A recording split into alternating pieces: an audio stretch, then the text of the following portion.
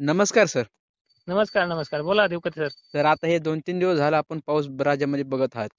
हम्म हम्म हम्म आता बरेच शेतकरी आता पावसाला कंटाळले आहेत. बऱ्याच शेतकरी सोयाबीन पिके काढायला आलेले आहेत. हम्म. तर हे शेतकरी एक महत्त्वाचा अंदाज द्या की हे पाऊस किती तारखेपर्यंत राहणार? हे पहा, पहिली गोष्ट आता 1.5 महिना होत आलाय. मी पहिलेच सांगितले शेतकऱ्यांना की यंदा ओला दुष्काळ आहे. मराठवाड्यासाठी तरी आहेच आणि विदर्भासाठी सुद्धा आहे.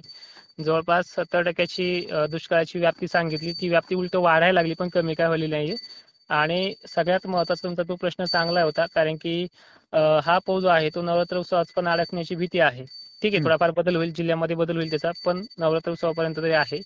आणि सध्या हे 2-3 दिवस जे आहेत, 14, 15, 16 पर्यंतचे, हे पश्चिम महाराष्ट्रातल्या अनेक भागांना नुकसानीकडे देखील वळवणारे आहेत. ज्या पावसासाठी शेतकरी तरसला होता तो तितकाच बरसणार आहे. पैठण सारख्या नेवासासारख्या ठिकाणी ढगफुटी देखील झालेली आपण काल पाहिले. तो हं, पहिला दिवस होता. पण आज आणि उद्या परत भयंकर परिस्थिती या मराठवाड्यामध्ये, ह्या विदर्भामध्ये आणि ह्या पश्चिम महाराष्ट्रासह खानदेशामध्ये निर्माण होणार आहे. तर हं, आज आपण जिल्हे जर बघितले ना, जिल्ह्यानुसार जर परिस्थिती पाहिली ना, ती ही वेगवेगळी आहे. तर पहा, खानदेशच्या उत्तर भागामध्ये म्हणजे जसं की जळगावच्या परिसरामध्ये आज लवकरच दुपारनंतर आगमन करणार आहे. आपल्या मराठवाड्यातही 7-7:30ला, काही ठिकाणी लवकरच 5-6 वाजता, काही ठिकाणी 4च्या पुढे वातावरण हे डेव्हलप होणार आहे. कारण की सकाळपर्यंत पाऊस काही काही ठिकाणी बरसलेला होता म्हणून थोडा हं, उशीर लागेल, हं, पण आहे. आणि हे झालं मराठवाड्यासाठी. मराठवाड्यातले संपूर्ण जिल्हे आजही संध्याकाळपर्यंत आहेच, यामध्ये सुट्टी नाहीच. त्यानंतर विदर्भामध्ये जर बघितलं आपण, तर विदर्भात सुद्धा अकोला असेल, वाशिम असेल, वर्धा असेल, चंद्रपूर देखील आहे. थोडंसं गोंदियाची आणि हिंगणघाटची आणि गडचिरोलीची व्याप्ती थोडी कमी राहील. उद्या तीनची व्याप्ती परत वाढणार आहे.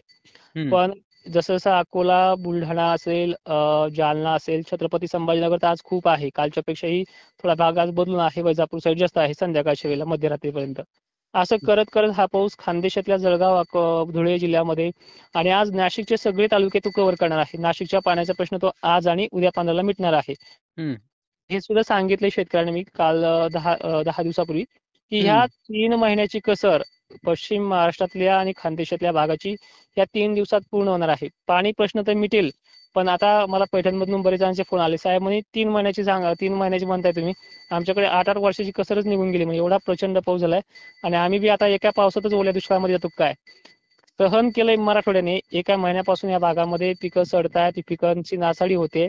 पाहू वाटत नाही त्या गोष्टी, पण जितकं तरसवलं होतं आधी यांना जून जुलैमध्ये, तितकं त्यामध्ये बरसलं आहे. आणि यंदा लानिनाचं वर्चस्व असल्यामुळे ह्या भागामधला पाऊस किती टक्के नुकसान करेल, यापेक्षा शेतकऱ्यांनी ह्या नुकसानीचे पंचनामे करून सरकारकडे जी काही मागणी करायची आहे त्या मागणीकडे सुद्धा लक्ष द्यायला पाहिजे. पण ठीक हं. आहे, हा झाला भाग. पण मराठवाडा, विदर्भ आणि पश्चिम महाराष्ट्रात पुढचे 3 दिवस अजूनही धुमाकूळ कायम राहणार आहे. जिल्हे सगळेच येतात त्याच्यामध्ये. फक्त काय आहे, काय ना दिवसा आणि काय ना रात्री, एवढाच फरक आहे. हं. तुम्ही तालुके म्हणाल तर तालुके तेच आहे. सिल्लोड देखील सकाळी झालाय, परत रात्री आहे. परभणीच्या सगळ्या तालुक्यांना काही ठिकाणी सकाळी झालं, काही ठिकाणी पुन्हा रात्री होणार आहे. हे हं. चालतच राहणार आहे. आता जिल्हे वगैरे सांगायची गरजच नाही. पूर्ण महाराष्ट्र पावसाने व्यापून काढलेला आहे. फक्त हा परतीचा पाऊस असल्यामुळे आणि याला येऊच तर आणि आल्यावर सुद्धा मिळ लागणार नाही. ढग तर इतक्या फास्ट येणार आहे, काळ कुठं ढग पूर्वेकडे येणार आणि पश्चिमेकडे जाणार. हं. धुळ्यासोबत कंपल्सरी आहे. तुम्ही बघा, दिवसा झाडांची जर सावली आपण पाहिली तर काळी कुठं दिसते आणि त्याच्यामध्ये धुपण निघल्यासारखं अंधुक अंधुक आपल्या तिथे आजूबाजूला वातावरण दिसतंय. चा प्रभाव जास्त असेल, दिवसा पावसामुळे तो कमी वाटेल. धुळीचं वर्चस्व असं आहे, सोयाबीनचे पानं पटकन गळून पडणं भर पावसात सुद्धा, आणि बोंड सडायला कारणीभूत धुळी सुद्धा आहे पावसापेक्षा मोठी.